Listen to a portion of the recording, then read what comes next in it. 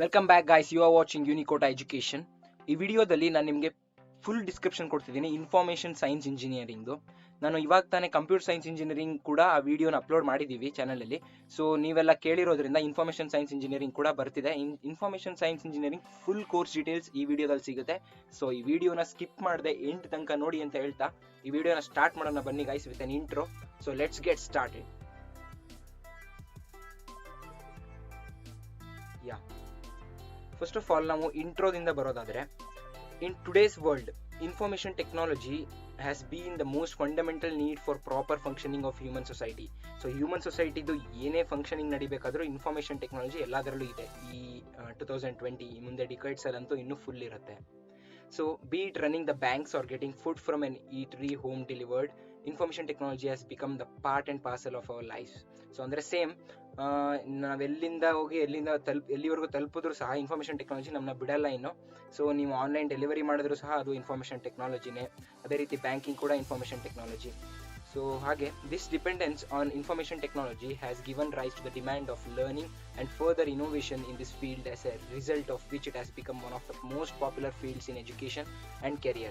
You can find IT specialization in every branch of education, from IT and software engineering, aviation and medicine to MBA and even hospitality.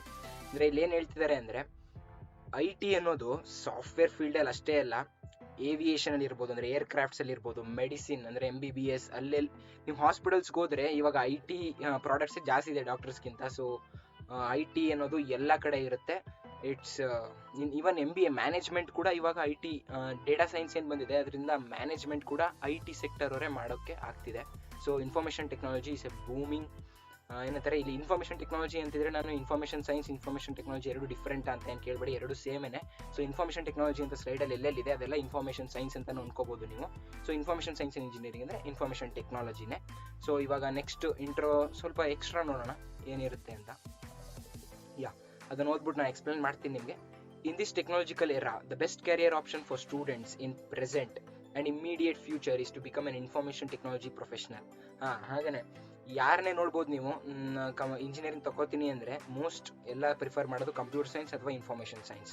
So difference ಏನಿದೆ computer ಸೈನ್ಸ್ಗೂ information ಸೈನ್ಸ್ಗೂ ಅಂತ ನಾನು ವಿಡಿಯೋನೂ ಮಾಡ್ತೀನಿ, ಮತ್ತು ಈ ವಿಡಿಯೋದಲ್ಲಿ ಸ್ವಲ್ಪ hint ಕೊಡ್ತೀನಿ ಏನಂತ. ಸೊ ಎಲ್ಲರೂ ಅದನ್ನು ಕಮೆಂಟ್ ಮಾಡ್ತಿದ್ದೀರಾ. ಸೊ ಈ ವಿಡಿಯೋದಲ್ಲಿ ಅದಕ್ಕೆ ನಿಮಗೆ ಆನ್ಸರ್ ಸಿಗುತ್ತೆ ಅಂದ್ಕೊಂಡಿದ್ದೀನಿ. So next ಓದೋದಾದ್ರೆ, apart from industrial and high risk task, every small day to day activity is now governed and perform with the help of IT. High risk ಏನಂತಾರೆ ಅಂದರೆ, ಈಗ ಆಪ್ರೇಷನ್ ಇರ್ಬೋದು, ಹಾರ್ಟ್ ಆಪ್ರೇಷನ್, ಅವೆಲ್ಲನೂ IT ಮಾಡೋಕ್ಕಾಗ್ತಿಲ್ಲ ಇವಾಗ. ಅದು full critical ಅಲ್ವಾ heart operation ಅಂದರೆ, ಅದಕ್ಕೋಸ್ಕರ IT ಇನ್ನೂ ಯೂಸ್ ಆಗ್ತಿಲ್ಲ. ಅದನ್ನು ಮುಂದೆ ಫ್ಯೂಚರಲ್ಲಿ ಯೂಸ್ ಮಾಡ್ತಾರೆ, ಬಟ್ ಇವಾಗ ಯೂಸ್ ಮಾಡ್ತಿಲ್ಲ. So every day to day activity IT ಆಗ್ತಿದೆ, ಯಾವುದಾದ್ರು ಕ್ರಿಟಿಕಲ್ ಅಲ್ಲ ಅದು. Next, most people confuse IT courses with computer science. Computer science is the study of aspects of computing, starting from the design of microprocessors, personal and supercomputers, to designing circuits and writing codes for the software that powers these machines. Whereas information technology deals with the regulation and security of data through electronic devices and its related software. So ಇಲ್ಲೇನು ಹೇಳ್ತಿದ್ದಾರಪ್ಪ ಅಂದರೆ, computer science ಅಂದರೆ ನೀವು create ಮಾಡೋದು, ನಿಮ್ಮ programming skills ತಗೊಂಡು software create ಮಾಡ್ತೀರಾ. ಆದರೆ information ಟೆಕ್ನಾಲಜಿಲಿ create ಕೂಡ ಮಾಡ್ಬೋದು, ಆದರೆ ಅದು ಇಂಪಾರ್ಟೆಂಟ್ ಆಗಲ್ಲ. ಯಾವ್ದು ಇಂಪಾರ್ಟೆಂಟ್ ಆಗುತ್ತೆ ಅನ್ನೋದಾದರೆ, ಇವಾಗ ನೀವು ಆಗಲೇ ಸಾಫ್ಟ್ವೇರ್ ಮಾಡಿರ್ತೀರ, ಅದನ್ನು ಮ್ಯಾನೇಜ್ ಮಾಡೋದು ಹೆಂಗೆ, ಅದನ್ನು ಅಪ್ಗ್ರೇಡ್ ಮಾಡೋದು ಹೆಂಗೆ, ಅಪ್ಗ್ರೇಡ್ ಮಾಡಬೇಕಾದ್ರೆ ಏನೇನು ಯೂಸ್ ಮಾಡಬೇಕು, ಟೂಲ್ ಸರ್ವರ್ಸ್ ಬಿಲ್ಡ್ ಮಾಡೋದು ಹೆಂಗೆ, ಆರ್ಕಿಟೆಕ್ಚರ್ ಇರ್ಬೋದು, ಅಂದರೆ ಸರ್ವರ್ ಆರ್ಕಿಟೆಕ್ಚರ್ ಮತ್ತು ಡೇಟಾಬೇಸ್ ಆರ್ಕಿಟೆಕ್ಚರ್ನ ಹೇಳ್ತಿರೋದು, ಈ ರೀತಿ ಇರುತ್ತೆ. ಸೊ ಕಂಪ್ಯೂಟರ್ ಸೈನ್ಸ್ ಅಂದರೆ ಕ್ರಿಯೇಟಿಂಗ್, ಇನ್ಫಾರ್ಮೇಷನ್ ಸೈನ್ಸ್ ಅಂದರೆ ಡೆವಲಪಿಂಗ್ ಆರ್ ಮ್ಯಾನೇಜಿಂಗ್ ಅಂತಲೇ ಹೇಳ್ಬೋದು. ಸೊ ಇದ್ರ ಬಗ್ಗೆನೇ ಒಂದು ಡೀಟೇಲ್ಡ್ ವಿಡಿಯೋ ಕೂಡ ಮಾಡ್ತೀನಿ, ಬೇಕಾದರೆ ಕಮೆಂಟ್ ಸೆಕ್ಷನಲ್ಲಿ ಇವಾಗಲೇ ಹಾಕಿರಿ, ಅದೇನಾದ್ರು ಡೌಟ್ ನಿಮಗೂ ಇದ್ದರೆ. ಸೊ ಇವಾಗ ಹೇಳ್ತಾ ನೆಕ್ಸ್ಟ್ ಸ್ಲೈಡ್ಸ್ಗೆ ಹೋಗೋಣ ನಾವು. Are you preparing for KCET 2021? You know, the Unacademy Plus subscription includes benefits such as premium content at affordable price, structured live courses with dedicated live doubt clearing sessions, quizzes at regular intervals and daily practice problems, and single subscription will give you unlimited access, everything under single plus subscription. So Unacademy has 20 plus top educators. I'll be showing in the next slides. They have 10 plus years of experience, and the best plans for KCET 2021 aspirants is given here. 12 months plan at 12,375, just 12,375. If you use my code LiveChandan, it costs around 1,031 per month, and again 6 months plan at 10,125 if you use my code LiveChandan. Here I am showing. So it also costs about 1688 per month, so it's affordable if compared to other online and offline institutes too. So multiple batches launching every month multiple batches are being launched. 6 months full syllabus will be given complete preparation and course completion in Kannada language. Kannada also is there, Kannada batch is also there for Kannada aspirants, so who are Kannada who are well versed in Kannada language can use that. And dedicated doubt clearing sessions, which I already mentioned. And 8 months comprehensive full syllabus batch is also there, study from top educators. Advanced topic starts soon, so enroll now if you are interested. Just enroll now for trial period. They are giving a 1 month trial plan of about 2250 only if you use my code LiveChandan. Here I am showing it. So these are the educators you are seeing here. Learn from the best educators for KCT 2021. Detailed explanation of each topic for better understanding. So complete syllabus coverage will be there. Tips and tricks to save time and score better in exams. These are what important tips and tricks which will boost your rank. So if you are interested, just get in now. So these batches are starting from 14th October, actually already started. So just kickstart your career now. Actually KCT 2021 will be a easy go for you if you get these tips and tricks from these top educators. So if you are also not able to afford that, you can also get free classes on YouTube. The link is in the description. Free classes are also available on Unacademy YouTube channel, so you can see and you can get it. ಗೊತ್ತಾಯಿತು I T ಅಂದರೆ ಏನು, information science engineering ಅಂದರೆ ಏನು ಅಂತ. But how to prepare for a career in I T sector. So I T ಸೆಕ್ಟರಲ್ಲಿ career ಬೇಕಂದರೆ ಹೇಗೆ prepare ಆಗಬೇಕು, ಯಾವ ಸ್ಕಿಲ್ಸ್ ಬೇಕು, ಎಲ್ಲ ಈ ವಿಡಿಯೋದಲ್ಲಿ ಇರುತ್ತೆ. ಸೊ ಎಂಡ್ ತನಕ ನೋಡಿ, ಮಿಸ್ ಮಾಡಬೇಡಿ. ನಾನು ಓದ್ಬಿಟ್ಟು ಎಕ್ಸ್ಪ್ಲೇನ್ ಮಾಡ್ತೀನಿ ನಿಮಗೆ. India is considered the hub of I T education with over 4,000 institutes and colleges offering various courses at undergraduate, postgraduate, doctoral and certificate level. Besides, it is a known fact that almost all the top global IT companies have a sizable number of Indian IT graduates working in various capacities. In fact, USA accounts for more than 60% of Indian IT professionals. ನೀವು ನೋಡ್ಬೋದು, ಎಲ್ಲೇ ಹೋದ್ರು ಇವಾಗ ನೀವು Microsoft CEO ತಗೊಳ್ಳಿ, Adobe CEO ತಗೊಳ್ಳಿ, ಅಥವಾ Google CEO Sundar Pichai ಅವರೇ ಆಗಿರ್ಬೋದು, ಎಲ್ಲ ಇಂಡಿಯನ್ಸೇ. ಸೊ ಐ ಟಿ ಸೆಕ್ಟರಲ್ಲಿ ಜಾಸ್ತಿ ಇಂಡಿಯನ್ಸ್ ಇದ್ದಾರೆ. ಏನಕ್ಕೆ ಅಂತ ಗೊತ್ತಿಲ್ಲ, ಆದ್ರೂ ಟೋಟಲ್ ಇಂಟೆಲೆಕ್ಚುಯಲ್ ಕ್ವೆಸ್ಟ್ ಎಲ್ಲಾದ್ರೂ ನೋಡಿದ್ರೆ, ಕ್ವಶಂಟ್ ಎಲ್ಲ ನೋಡಿ, ಐ ಟಿ ಸೆಕ್ಟರಲ್ಲಿ ಇಂಡಿಯನ್ಸೇ ಜಾಸ್ತಿ ಬರ್ತಾರೆ. US ಅಲ್ಲಿ ಸಹ 60% of Indian I T professionals ಇದ್ದಾರೆ. ಸೊ ಐ ಟಿ ಅನ್ನೋದು ಇಂಡಿಯಾಗೆ ಏನು ಹೊಸದೇನಲ್ಲ. ಸೊ ಐ ಟಿಲಿ ಎಲ್ಲರೂ ಹೋಗ್ತಿದ್ದಾರೆ, ಬಟ್ ಐ ಟಿ ಇರೋ ಲೆವೆಲ್ಲೇ ಬೇರೆ ಇಂಜಿನಿಯರಿಂಗ್ ಕೋರ್ಸ್ ಹೋಲಿಸ್ಕೊಂಡ್ರೆ. Information technology courses are taught in both UG ಅಂದರೆ ಅಂಡರ್ ಗ್ರಾಜ್ಯುಯೇಟ್ ಆ್ಯಂಡ್ PG ಅಂದರೆ post graduate degree level. Short term courses like IT diploma and certifications are also offered by various institutions in India. So ನೀವು ಕೋರ್ಸ್ಗಳ ಬಗ್ಗೆ ನೋಡ್ತಿರ್ತೀರಾ, ಫೇಸ್ಬುಕ್ಕಲ್ಲಿ advertisement ಬರ್ಬೋದು, ಈ course ಮಾಡಿ certification ಕೊಡ್ತೀವಿ ಅಂತ ಹೇಳ್ತಾರೆ. ಪೈಥಾನ್ ಸರ್ಟಿಫಿಕೇಶನ್ ಇರ್ಬೋದು, C++ ಸರ್ಟಿಫಿಕೇಶನ್ ಇರ್ಬೋದು, ಜಾವಾ ಸ್ಕ್ರಿಪ್ಟ್ ಸರ್ಟಿಫಿಕೇಶನ್ ಇರ್ಬೋದು, ಅಥವಾ ಫುಲ್ ಸ್ಟ್ಯಾಕ್ ಸರ್ಟಿಫಿಕೇಶನ್ ಅಂತೆಲ್ಲ. ಸೊ ಸರ್ಟಿಫಿಕೇಶನ್ ಮುಖಾಂತರನೂ ನೀವು ಒಳ್ಳೆ ಕಂಪ್ನಿನ ಸೇರ್ಬೋದು. ಡಿಗ್ರಿ ಇಂಪಾರ್ಟೆಂಟ್ ಅಂತ ಏನಲ್ಲ. ಸೊ ಡಿಗ್ರಿ ಮಾಡ್ಕೊಂಡ್ರೆ ನಿಮಗೆ ಒಂದು ಬೇಸಿಕ್ ಐಡಿಯಾ ಸಿಗುತ್ತೆ. ಸೊ ಅದರಿಂದ ನೀವು ಮುಂದೆ ಹೋಗ್ಬೋದು, ಬಿಲ್ಡ್ ಮಾಡ್ಕೋಬೋದು. ಸೊ ಫೌಂಡೇಶನ್ ಸ್ಟ್ರಾಂಗ್ ಇದ್ರೆ ಅನ್ನೋ ಒಂದು ಕಾನ್ಸೆಪ್ಟ್ ಮೇಲೆ ಡಿಗ್ರಿ ಇಂಪಾರ್ಟೆಂಟ್ ಅಷ್ಟೇ. So starting salary for an information technology graduate is 4 lakh per annum at junior level ಅಂದರೆ BTech level. At senior level salary packages offered to freshers are above 7 lakh ಅಂದರೆ MTech ಏನಾರು ಮಾಡಿದ್ರೆ 7 lakh starting ಆಗುತ್ತೆ. So ಹೇಳ್ತಾ next slide ನೋಡೋಣ. Skills required. Skills ಏನೇನಪ್ಪ ಬೇಕು I T professional ಆಗಬೇಕು ಅಂದರೆ. ಸೊ ಕಂಪ್ಯೂಟರ್ ಸೈನ್ಸ್ ವಿಡಿಯೋದಲ್ಲಿ ಕೂಡ ಹೇಳಿದೆ, ಸೇಮ್ ಸ್ಕಿಲ್ಸ್ ಇಲ್ಲೂ ಬೇಕಾಗುತ್ತೆ. So first one analytical skill. Analytical skill ಅಂದರೆ ಏನಪ್ಪ ಅಂದರೆ ಸ್ಟ್ಯಾಟಿಸ್ಟಿಕ್ಸ್ ಏನಿದೆ, ನಿಮ್ಮ 12th ಇರ್ಬೋದು 11th ಇರ್ಬೋದು, ಸ್ಟ್ಯಾಟಿಸ್ಟಿಕ್ಸ್ ಇರುತ್ತೆ. ಸೊ ಆ್ಯಡ್ ಮಾಡೋಕ್ಕೆ ಮೀನು, ಮೀಡಿಯನ್, ಮೋಡ್, ಇದ್ರ ಮೇಲೇ ಫುಲ್ಲು ನಿಮಗೆ ಅನಾಲಿಟಿಕ್ಸ್ ಸಖತ್ ಈಸಿಯಾಗಿ ಬರಬೇಕು. ನೀವೇನಾದರೂ ಬಿಸ್ನೆಸ್ ಕ್ಯಾಲ್ಕುಲೇಷನ್ಸ್ ಮಾಡ್ಬೇಕಾದ್ರೆ ಅನಾಲಿಟಿಕ್ಸ್ ಇಂಪಾರ್ಟೆಂಟ್ ಆಗುತ್ತೆ. ಸೊ ಪ್ರಾಬ್ಲಮ್ ಸಾಲ್ವಿಂಗ್ ಸ್ಕಿಲ್ಸ್ ಅಂದರೆ ಏನಾದ್ರು ಒಂದು ಪ್ರಾಬ್ಲಮ್ ಕೊಡ್ತಾರೆ. ಈಗ ನಿಮ್ಮ ಐ ಟಿ ಕಂಪ್ನಿಗೆ ಜಾಯ್ನ್ ಆಗಿರ್ತೀರ, ನಿಮ್ಮ ಬಾಸ್ ಹೇಳ್ತಾರೆ ಇದೇನೋ ಬಗ್ ಅಂತ ಅಂದರೆ ಏನೋ ಒಂದು ಇಂಪಾರ್ಟೆಂಟ್ ಮಿಸ್ಟೇಕ್ ಇದೆ ಸಾಫ್ಟ್ವೇರ್ ಪ್ರೋಗ್ರಾಮ್ ಮಾಡಬೇಕಾದ್ರೆ, ಅದರಿಂದ ಸಾಫ್ಟ್ವೇರ್ ಕರೆಕ್ಟಾಗಿ ವರ್ಕ್ ಆಗ್ತಿಲ್ಲ. ಆ ಸಾಫ್ಟ್ವೇರ್ನ ಕರೆಕ್ಟ್ ಮಾಡೋದು ಹೇಗೆ ಅನ್ನೋದು ಪ್ರಾಬ್ಲಮ್ನ ಸಾಲ್ವ್ ಮಾಡೋದು. ಸೊ ಪ್ರಾಬ್ಲಮ್ ಸಾಲ್ವಿಂಗ್ ಸ್ಕಿಲ್ ಇರಬೇಕು. ನೆಕ್ಸ್ಟ್ ಕ್ರಿಟಿಕಲ್ ಥಿಂಕಿಂಗ್ ಅಂದರೆ ಏನಪ್ಪ ಅಂದರೆ, ಇವಾಗ ಒಂದು ಎಕ್ಸಾಂಪಲ್ ಕೊಡೋದಾದರೆ, ಸೊ ಫ್ಯಾಕ್ಟೋರಿಯಲ್ ಅಂತ ಗೊತ್ತಿದೆ ನಿಮಗೆ. ಫ್ಯಾಕ್ಟೋರಿಯಲ್ ಅಂದರೆ 5 ಫ್ಯಾಕ್ಟೋರಿಯಲ್ 5 × 4 × 3 × 2 × 1. ಇದನ್ನು ಪ್ರೋಗ್ರಾಮ್ ಮಾಡಿ ಕೋಡ್ ಬರಿಬೇಕಾದ್ರೆ ಇದ್ರದ್ದು ನೀವು 20 ಪೇಜಸಲ್ಲಿ ಕೂಡ ಬರಿಬೋದು, 5 ಲೈನ್ಸಲ್ಲಿ ಕೂಡ ಬರಿಬೋದು. ಸೊ ಆ ರೀತಿ ಹೇಗೆ 5 ಲೈನ್ಸಲ್ಲಿ ಬರೆಯೋದು ಅನ್ನೋದನ್ನ ಕ್ರಿಟಿಕಲ್ ಥಿಂಕಿಂಗ್ ಅಂತಾರೆ. ನೀವು ಕ್ರಿಟಿಕಲ್ ಆಗಿ ಥಿಂಕ್ ಮಾಡಿ ಅದನ್ನು ಇಂಪ್ಲಿಮೆಂಟ್ ಮಾಡೋದ್ರಿಂದ ಇದು ಪಾಸಿಬಲ್ ಆಗುತ್ತೆ. ನೆಕ್ಸ್ಟ್ ಕ್ರಿಯೇಟಿವಿಟಿ ಇಸ್ ಎವ್ರಿಥಿಂಗ್ ಅಂತ ಹೇಳ್ಬೋದು. ಕ್ರಿಯೇಟಿವಿಟಿ ಇದ್ರೇ ನೀವು ಕಂಪ್ಯೂಟರ್ ಸೈನ್ಸ್ ಫೀಲ್ಡ್ ಅಥವಾ ಐ ಟಿ ಎರಡು ಸೇಮೇನೆ, ಐ ಟಿ ಫೀಲ್ಡಲ್ಲಿ ನೀವು ಬೂಮ್ ಆಗೋಕ್ಕೆ ಚಾನ್ಸಸ್ ಜಾಸ್ತಿ ಇರುತ್ತೆ. So good programming skills must. ನೀವು ಇನ್ಫಾರ್ಮೇಷನ್ ಸೈನ್ಸ್ಗೆ ಹೋಗಿ ಅಥವಾ ಕಂಪ್ಯೂಟರ್ ಸೈನ್ಸ್ಗೆ ಹೋಗಿ ಅಥವಾ ಬೇರೆ ಎಲೆಕ್ಟ್ರಾನಿಕ್ಸ್ ಕೂಡ ಇವಾಗ IoT ಬರ್ತಿರೋದ್ರಿಂದ, ಇಂಟರ್ನೆಟ್ ಆಫ್ ಥಿಂಗ್ಸ್ ಏನಂತಾರೆ ಅದು ಬರ್ತಿರೋದ್ರಿಂದ ಪ್ರೋಗ್ರಾಮಿಂಗ್ ಇಂಪಾರ್ಟೆಂಟ್ ಆಗುತ್ತೆ. So next strong data structure and algorithm skills. So ಇಲ್ಲಿ ಸ್ಕಿಲ್ಸ್ ರಿಕ್ವೈರ್ಡ್ ಅಂತ ಹೇಳಿರೋದು ನೀವು ಅಲ್ಲಿಗೆ ಸೇರ್ಕೊಳ್ಳೋಕ್ಕಲ್ಲ, ಇನ್ಫಾರ್ಮೇಷನ್ ಸೈನ್ಸ್ ಇಂಜಿನಿಯರಿಂಗ್ ಹೋಗೋಕ್ಕಲ್ಲ, ಅಲ್ಲಿ ಕೆರಿಯರ್ನ ಬಿಲ್ಡ್ ಮಾಡೋಕ್ಕೆ ಯಾವ್ಯಾವ ಸ್ಕಿಲ್ಸ್ ಬೇಕು ಅಂತೇಳಿ. ಸೊ ನಿಮಗೆ ಡೇಟಾ ಸ್ಟ್ರಕ್ಚರ್ ಅಲ್ಗಾರಿದಮ್ಸ್ ಏನಂತ ಗೊತ್ತಿಲ್ಲ ಅನ್ನೋದಾದ್ರೂ ನಾನು ಇಂಪಾರ್ಟೆಂಟಾಗಿ ಹಂಗೆ ಸಮರಿ ಥರ ಹೇಳೋದಾದರೆ, ಡೇಟಾ ಸ್ಟ್ರಕ್ಚರ್ಸ್ ಅಂದರೆ ಇವಾಗ ವೇರಿಯೇಬಲ್ಸ್ ಅಂತ ಇರುತ್ತೆ ನೋಡಿ, ಮ್ಯಾಥ್ಸಲ್ಲಿ ವೇರಿಯೇಬಲ್ಸ್ ಆ್ಯಂಡ್ ಕಾನ್ಸ್ಟೆಂಟ್ಸ್. ವೇರಿಯೇಬಲ್ಸ್ ಒಳಗಡೆ ಇಂಟೀಜರ್ ಇರ್ಬೋದು, ಅಥವಾ ಡೆಸಿಮಲ್ನ ಫ್ಲೋಟ್ ಅಂತಾರೆ ಪೈಥಾನಲ್ಲಿ, ಮತ್ತು ಕ್ಯಾರೆಕ್ಟರ್ಸ್ ಇರ್ಬೋದು. ಆ ರೀತಿ ಡಿಫ್ರೆಂಟ್ ಬೇರೆ ಲ್ಯಾಂಗ್ವೇಜಸ್ ಬೇರೆ ನೇಮ್ ಕರೀತಾರೆ ಡೇಟಾ ಸ್ಟ್ರಕ್ಚರ್ಸ್ಗೆ. ಮತ್ತು ಅಲ್ಗಾರಿದಮ್ ಅಂದರೆ ಒಂದು ಸೆಟ್ ಆಫ್ ಕೋಡು, ಅದೇ ಕೋಡ್ನ ಯೂಸ್ ಮಾಡಿ ಟಾಸ್ಕ್ಸ್ನ ಆಟೋಮೇಟ್ ಮಾಡ್ತಾರೆ ಅಲ್ಗಾರಿದಮ್ಸಲ್ಲಿ. ಸೊ ಇದು ಡೇಟಾ ಸ್ಟ್ರಕ್ಚರ್ಸ್ ಆ್ಯಂಡ್ ಅಲ್ಗಾರಿದಮ್ಸ್ ಬಗ್ಗೆನೇ ವಿಡಿಯೋ ಮಾಡ್ತೀವಿ, ಪ್ರತಿಯೊಂದ್ರ ಬಗ್ಗೆನೂ ವಿಡಿಯೋ ಇರುತ್ತೆ. ಸೊ ಇವಾಗಲೇ ಸಬ್ಸ್ಕ್ರೈಬ್ ಮಾಡ್ಕೊಂಡಿರೋ ಚಾನಲ್ ಸಬ್ಸ್ಕ್ರೈಬ್ ಆಗಿಲ್ಲ ಅಂದರೆ ಬೆಲ್ಲೈಕನ್ನು ಒತ್ತಿ, ಸೊ ನೋಟಿಫಿಕೇಶನ್ ನಿಮಗೆ ಫಸ್ಟ್ ಬರುತ್ತೆ. ಸೊ ಮತ್ತು basic web development knowledge. Web development ಅಂದರೆ ಏನಂದರೆ ವೆಬ್ಸೈಟ್ಸ್, ಇವಾಗ google.com ಹೋದರೆ ಗೂಗಲ್ ಹೇಗೆ ಬರುತ್ತೆ ಅದರಿಂದ ಫುಲ್ ಕೋಡ್ಸ್ ಇರುತ್ತೆ, ಆ ಕೋಡ್ ಹೇಗೆ ಬರೀತಾರೆ ಅನ್ನೋದು ವೆಬ್ ಡೆವಲಪ್ಮೆಂಟಲ್ಲಿ ಬರುತ್ತೆ. ವೆಬ್ ಡೆವಲಪ್ಮೆಂಟ್ ಸ್ವಲ್ಪ ಬೇಸಿಕ್ಸ್ ಗೊತ್ತಿರಬೇಕು. ಬೇಸಿಕ್ಸ್ ಆಫ್ ಮೆಷಿನ್ ಲರ್ನಿಂಗ್ ಎಲ್ಲಿ ಯೂಸ್ ಆಗುತ್ತೆ ಅಂದರೆ ನೀವು ಡೇಟಾ ಸೈನ್ಸಲ್ಲಿ ಯೂಸ್ ಆಗುತ್ತೆ. ಡೇಟಾ ಸೈನ್ಸಲ್ಲಿ ನೀವು ಏನಾದರೂ ಪ್ರೆಡಿಕ್ಟ್ ಮಾಡಬೇಕಾದ್ರೆ ಒಂದು ಮಾಡೆಲ್ ಬರೆದ್ರೆ, ಆ ಮಾಡೆಲ್ನ ಒಂದು ಮೆಷಿನ್ ಲರ್ನಿಂಗ್ ಮಾಡೆಲ್ ಆಗಿ ಇಡ್ತೀರಾ, ಆ ಮಾಡೆಲ್ ಕಲ್ತ್ಕೊಂಡಿರುತ್ತೆ, ನೀವೇನೇ ಒಂದು ಇನ್ಪುಟ್ ಕೊಟ್ಟರು ನೆಕ್ಸ್ಟ್ ಪ್ರಾಸೆಸ್ ಮಾಡಿ ಔಟ್ಪುಟ್ ಕೊಡುತ್ತೆ.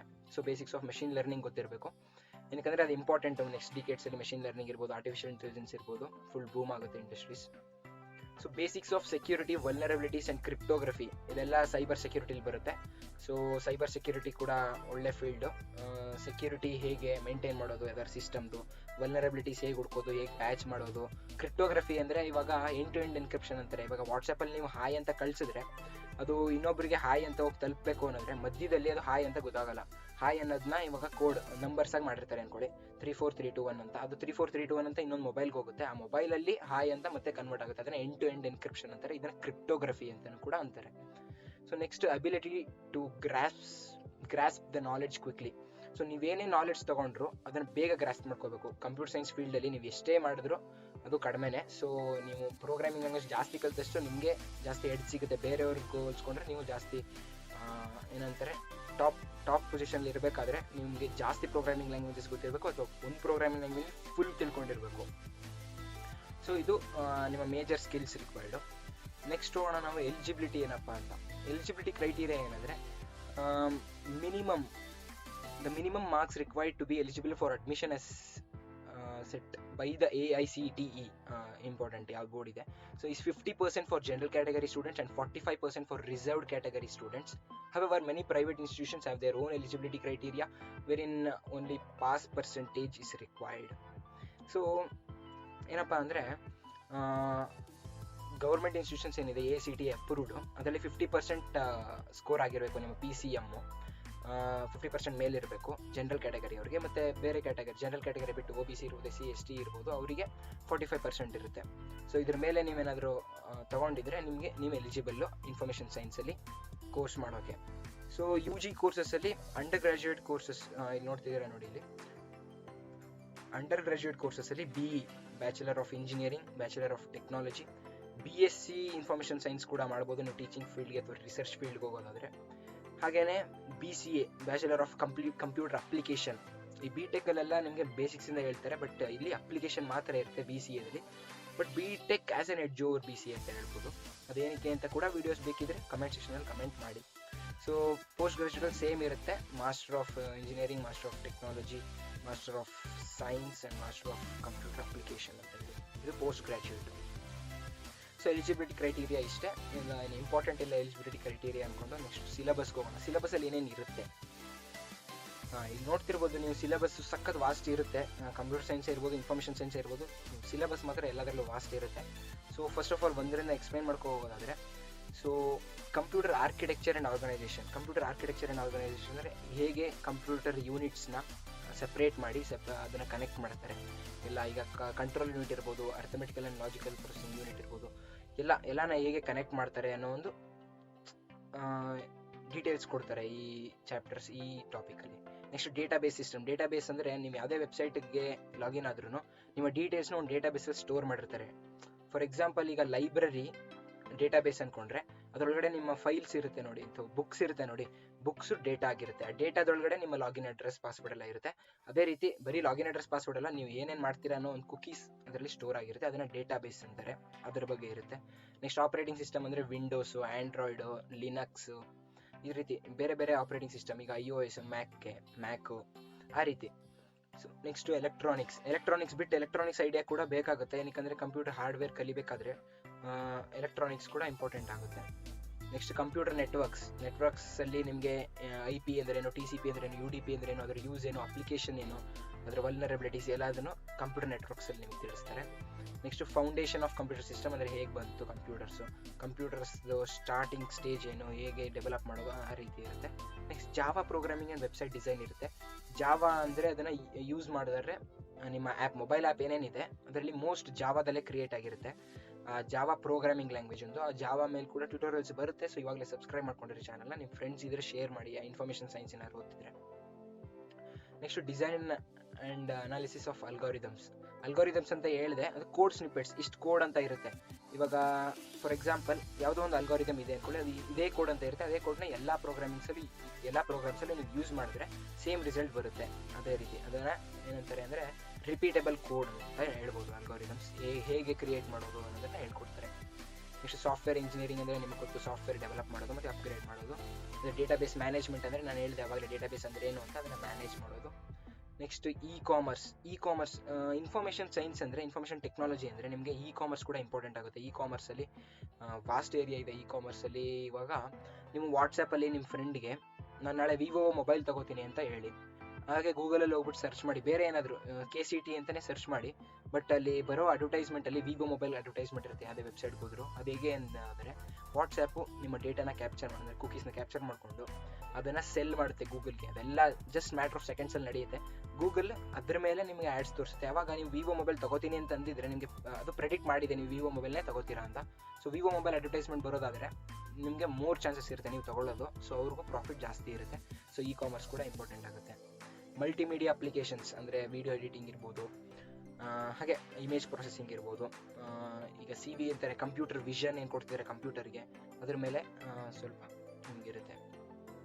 ನೆಕ್ಸ್ಟ್ ಆಬ್ಜೆಕ್ಟ್ ಓರಿಯೆಂಟೆಡ್ ಪ್ರೋಗ್ರಾಮಿಂಗ್ ಅಂದರೆ ಕೋಡ್ನ ಒಂದು 5 ಜನ ಬರಿಬೋದು, 5ನ ಕನೆಕ್ಟ್ ಮಾಡ್ಬೋದು. ಆಬ್ಜೆಕ್ಟ್ಸ್ ಒಂದೊಂದು ಕೋಡು ಆಬ್ಜೆಕ್ಟ್ಸ್. ಈಗ ಪೈಥಾನಲ್ಲಿ ಕ್ಲಾಸ್ ಮೆಥಡ್ಸ್ ಅಂತ ಫಂಕ್ಷನ್ಸ್ ಅಂತ ಹೇಳ್ತಾರೆ. ಫಂಕ್ಷನ್ ಮಾಡಿಬಿಟ್ಟು ಅದನ್ನು ಮತ್ತೆ ರಿಪೀಟ್ ಮಾಡ್ಬೋದು. ಆಬ್ಜೆಕ್ಟ್ ಓರಿಯೆಂಟೆಡ್ ಪ್ರೋಗ್ರಾಮಿಂಗ್ ಅಂದರೆ ಇಲ್ಲ.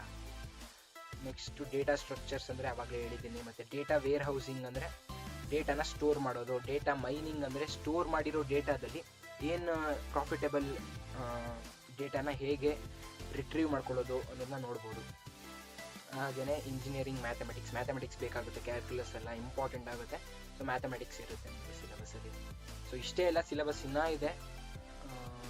ನೆಕ್ಸ್ಟ್ ಸಿಲೆಬಸ್ ಇಷ್ಟೇ. ಟೋಟಲ್ ಇಷ್ಟೆಲ್ಲ ಕಾನ್ಸೆಪ್ಟ್ಸ್ ಇರುತ್ತೆ ನಿಮಗೆ. ಇಷ್ಟು ಕಾನ್ಸೆಪ್ಟ್ಸ್ನ ಫುಲ್ ನೋಡಿಕೊಂಡ್ರೆ ನೀವು ಒಂದು ಬೇಸಿಕ್ ಸಿಕ್ಕಾಗುತ್ತೆ. ಪ್ಲಸ್ ಎಕ್ಸ್ಟ್ರಾ ನೀವು ಕಲಿಬೇಕಾಗುತ್ತೆ. ಇವಾಗ ಪೈಥನ್ ಇರ್ಬೋದು. ಪೈಥನ್ನಲ್ಲಿ ಮತ್ತೆ ನೀವು ಆರ್ಟಿಫಿಷಿಯಲ್ ಇಂಟೆಲಿಜೆನ್ಸ್ ಕಲಿಬೇಕಾದ್ರೆ ಅಥವಾ ಮಷಿನ್ ಲರ್ನಿಂಗ್ ಕಲಿಬೇಕಾದ್ರೆ ನಿಮಗೆ ಸೈಕಿಟ್ ಲರ್ನ್ ಅನ್ನೋ ಲೈಬ್ರರೀಸು, ಪಾಂಡಾಸು, ನಂಪೈ ಎಲ್ಲದ್ರ ಬಗ್ಗೆನೂ ನಿಮಗೆ ಗೊತ್ತಿರಬೇಕು. ಲಾಜಿಸ್ಟಿಕ್ ರಿಗ್ರೆಷನ್ ಇರ್ಬೋದು, ಅವೆಲ್ಲ ಬೇಸಿಕ್ ಹೇಳ್ತಿರೋದು ನಾನು, ಬಟ್ ಅದು ಅಡ್ವಾನ್ಸ್ ಲೆವೆಲ್ ಗೊತ್ತಿರಬೇಕು. ಅದ್ರ ಬಗ್ಗೆ ಎಲ್ಲ ವೀಡಿಯೋಸ್ ಮಾಡಿ ಟ್ಯೂಟೋರಿಯಲ್ಸ್ ಹಾಕ್ತೀವಿ ಇದೇ ಚಾನಲಲ್ಲಿ. ಸೊ ಇವಾಗಲೇ ಸಬ್ಸ್ಕ್ರೈಬ್ ಮಾಡ್ಕೊಂಡಿರಿ. ಅಥವಾ ನಿಮ್ಮ ಫ್ರೆಂಡ್ಸ್ ಏನಾದ್ರು ಕಂಪ್ಯೂಟರ್ ಸೈನ್ಸ್ ಅಥವಾ ಇನ್ಫಾರ್ಮೇಷನ್ ಸೈನ್ಸ್ ತಗೊಳ್ಳೋಕ್ಕೆ ಅಥವಾ ತೊಗೊಂಡಿದ್ರೆ ಅವ್ರಿಗೆ ಇವಾಗಲೇ ಶೇರ್ ಮಾಡಿ, ನಮ್ಮ ಚಾನಲ್ನ ಸಬ್ಸ್ಕ್ರೈಬ್ ಮಾಡ್ಕೊಳ್ಳೋಕೆ ಹೇಳಿ. ಸೊ ಅವ್ರಿಗೆ ಸಖತ್ ಯೂಸ್ಫುಲ್ ಆಗುತ್ತೆ. ಸೊ ನೆಕ್ಸ್ಟ್ ಪ್ಯಾಕೇಜ್ ಏನಪ್ಪ? Package ranges from 4 lakhs to 2 crores. So computer science ಮತ್ತು ಇನ್ಫಾರ್ಮೇಷನ್ ಸೈನ್ಸ್ ಎರಡೂ ಸೇಮೆ.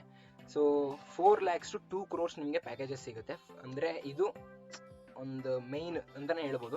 ಬಟ್ ನಿಮಗೆ ನೀವೇನಾದ್ರು ಸರಿಯಾಗಿ ಓದಿಲ್ಲ ಅಂದರೆ 1 lakh ತನಕ ಹೋಗ್ಬೋದು, ಅಥವಾ ಫುಲ್ಲು ಪಕ್ಕಾ ಪ್ರಿಪೇರ್ ಆಗಿ ಪ್ಲಸ್ ಎಕ್ಸ್ಟ್ರಾ ನಿಮಗೆ ನಾಲೆಡ್ಜ್ ಇದ್ದರೆ 2 crores ಮೇಲೆ ಹೋಗ್ಬೋದು. ಅದು ಎಕ್ಸೆಪ್ಷನಲ್ ಅಂತಲೇ ಹೇಳ್ಬೋದು, ಎಕ್ಸೆಪ್ಷನಲ್ ಕ್ಯಾಂಡಿಡೇಟ್ಸ್ ಮಾತ್ರ. ಸೊ ಬೇಸಿಕಾಗಿ ಹೇಳಿದ್ರೆ 4 lakhs to 2 crores packages. Top ಕಂಪ್ನೀಸಲ್ಲಿ 2 crores ಸಿಗುತ್ತೆ. ಅಮೆಝಾನ್ ಅಥವಾ ಗೂಗಲ್ ಅಂತ ಟಾಪ್ ಕಂಪ್ನೀಸಲ್ಲಿ, ಪ್ರಾಡಕ್ಟ್ ಬೇಸ್ಡ್ ಕಂಪ್ನೀಸಲ್ಲಿ. ಸರ್ವಿಸ್ ಬೇಸ್ಡಲ್ಲಿ 4 lakh, ಇನ್ನೂ ಕಡಿಮೆ ಸಿಕ್ಕರು ಹೇಳೋಕ್ಕಾಗಲ್ಲ. ಸೊ ನೆಕ್ಸ್ಟ್ ಟಾಪ್ ಡೊಮೈನ್ಸ್ ಏನಪ್ಪ ಇದರಲ್ಲಿ? ಫಸ್ಟು ಡೇಟಾ ಸೈನ್ಸ್ ಅಂದರೆ ಅಷ್ಟೇ. ಇವಾಗ ಯಾವುದೋ ಒಂದು ಫಾರ್ ಎಕ್ಸಾಂಪಲ್ ರೆಸ್ಟೋರೆಂಟ್ ಇಟ್ಟಿದ್ದೀರಾ, ರೆಸ್ಟೋರೆಂಟಲ್ಲಿ ಪಿಜ್ಜಾ ರೆಸ್ಟೋರೆಂಟ್ ಅಂತ ಅಂದ್ಕೊಳ್ಳಿ, ಪಿಜ್ಜಾ ಹಟ್ ಅಂದ್ಕೊಳ್ಳಿ. ಸೊ ಅಲ್ಲಿ ನೀವು ಕಸ್ಟಮರ್ಸ್ ಬಂದಮೇಲೆ ಏನೇನು ತಿಂತಾರೆ, ಅವರ ನ್ಯಾಷನಾಲಿಟಿ ಏನು, ಅವ್ರ ರಿಲಿಜಿಯನ್ ಏನು, ಅದ್ರ ಮೇಲೆ ಒಂದು ಡೇಟಾ ಮಾಡಿ, ನೆಕ್ಸ್ಟು ಆ ಡೇಟಾನ ಫುಲ್ಲು ಮೈನ್ ಮಾಡಿ ಟೋಟಲ್ ಡೇಟಾನ ಯೂಸ್ ಮಾಡಿಕೊಂಡು ಎಕ್ಸ್ಟ್ರಾಕ್ಟ್ ಮಾಡ್ಬೋದು ವ್ಯಾಲ್ಯೂಯಬಲ್ ಅಸೆಟ್ಸ್ನ. ಏನಂದರೆ ಈ ನ್ಯಾಷನಾಲಿಟಿ ಇರೋರು, ಇಷ್ಟು ಹೈಟ್ ಇರೋರು, ಆ ರೀತಿ ಎಲ್ಲ ಡಿಪೆಂಡ್ ಆಗುತ್ತೆ. ಇದನ್ನು ನ್ಯೂರಲ್ ನೆಟ್ವರ್ಕ್ಸ್ ಅಂತಲೇ ಹೇಳ್ಬೋದು. ಸೊ ಆ ರೀತಿ ಎಲ್ಲ ಕನೆಕ್ಷನ್ ಮೇಲೆ ಇಟ್ಕೊಂಡು ಅವ್ರನ್ನ ಪ್ರೆಡಿಕ್ಟ್ ಮಾಡ್ಬೋದು ಯಾವುದನ್ನು ಅವ್ರು ಜಾಸ್ತಿ ಪರ್ಚೇಸ್ ಮಾಡ್ತಾರೆ ಅಂತ. ಸೊ ಅವ್ರು ಬಂದ ತಕ್ಷಣ ಮೆನ್ಯೂಲಿ ಅದನ್ನೇ ಕೊಡ್ಬೋದು, ಅಥವಾ ಆ ಸೀಸನ್ ಪ್ರಕಾರ ಯಾವ ಫುಡ್ಡು ಜಾಸ್ತಿ ತೊಗೋತಿದ್ದಾರೆ, ಜಾಸ್ತಿ ಪ್ರಿಫರ್ ಮಾಡ್ತಿದ್ದಾರೆ ಅನ್ನೋದನ್ನ ಪ್ರೆಡಿಕ್ಟ್ ಮಾಡಿ ಅದೇ ಫುಡ್ನ ಮಾಡಿದ್ರೆ ಲಾಭ ಜಾಸ್ತಿ ಆಗುತ್ತೆ. ಸೊ ಅದನ್ನು ಡೇಟಾ ಸೈನ್ಸ್ ಅಂತಾರೆ. IoT ಅಂದರೆ ಇಂಟರ್ನೆಟ್ ಆಫ್ ಥಿಂಗ್ಸ್. ಸೊ ಈಗ ಫ್ಯಾನ್ ಆಗಿರ್ಬೋದು, ನಿಮ್ಮ ಮನೆಯ ಲೈಟ್ ಇರ್ಬೋದು, ಅಥವಾ ಶವರ್ ಇರ್ಬೋದು, ಎಲ್ಲಾನು ಇಂಟರ್ನೆಟ್ ಕನೆಕ್ಟ್ ಮಾಡ್ಬೋದು. ಅದನ್ನು ಇಂಟರ್ನೆಟ್ ಆಫ್ ಥಿಂಗ್ಸ್ ಅಂತಾರೆ. ನೆಕ್ಸ್ಟ್ ಡೇಟಾಬೇಸ್ ಇಂಜಿನಿಯರ್ ಅಂದರೆ ಹೇಳಿದೆ ಆವಾಗಲೇ ಡೇಟಾಬೇಸ್ ಅಂದರೆ ಏನಂತ. ಸೊ ಡೇಟಾಬೇಸ್ನ ಡೇಟಾಬೇಸ್ ಇಂಜಿನಿಯರಿಂಗ್ ಕೂಡ ಹೋಗ್ಬೋದು ನೀವು. ಅಥವಾ ಕ್ಲೌಡ್ ಆರ್ಕಿಟೆಕ್ಚರ್ ಅಂದರೆ ಕ್ಲೌಡ್ ಅಂದರೆ ಏನಂದರೆ ಇವಾಗ ನಿಮ್ಮ ಫೈಲ್ಸ್ನ ಇಂಟರ್ನೆಟ್ಟಲ್ಲಿ ಇಡೋದು. ಇಲ್ಲಿವರೆಗೂ ನೀವು ಪೆನ್ ಡ್ರೈವಲ್ಲಿ ಇಡ್ತಿದ್ದೀರಾ ಅಥವಾ ಹಾರ್ಡ್ ಡಿಸ್ಕಲ್ಲಿ ಇಡ್ತಿದ್ದೀರಿ, CD ಮೊದಲು ಫ್ಲಾಪಿಲಿ ಇಡ್ತಿದ್ರು. ಸೊ ಅದನ್ನು ಇಂಟರ್ನೆಟ್ಟಲ್ಲಿ ಇಡೋದು, ಬೇಕಾದಾಗ ಅದನ್ನು ಯೂಸ್ ಮಾಡ್ಕೊಳ್ಬೋದು. API ಮುಖಾಂತರ ಕೂಡ ಯೂಸ್ ಮಾಡ್ಬೋದು. API ಅಂದರೆ ಅಪ್ಲಿಕೇಶನ್ ಪ್ರೋಗ್ರಾಮಿಂಗ್ ಇಂಟರ್ಫೇಸ್ ಅಂತಾರೆ. ಸೊ ಅದ್ರ ಬಗ್ಗೆ ಕೂಡ ನಿಮಗೆ ಗೊತ್ತಿಲ್ಲ ಅಂದರೆ ಅದನ್ನು ಗೂಗಲ್ ಮಾಡ್ಬೋದು, ಅಥವಾ ವಿಡಿಯೋ ಕೂಡ ಬರುತ್ತೆ. ಸೊ ಸಬ್ಸ್ಕ್ರೈಬ್ ಮಾಡ್ಕೊಂಡಿರಿ ಚಾನಲ್.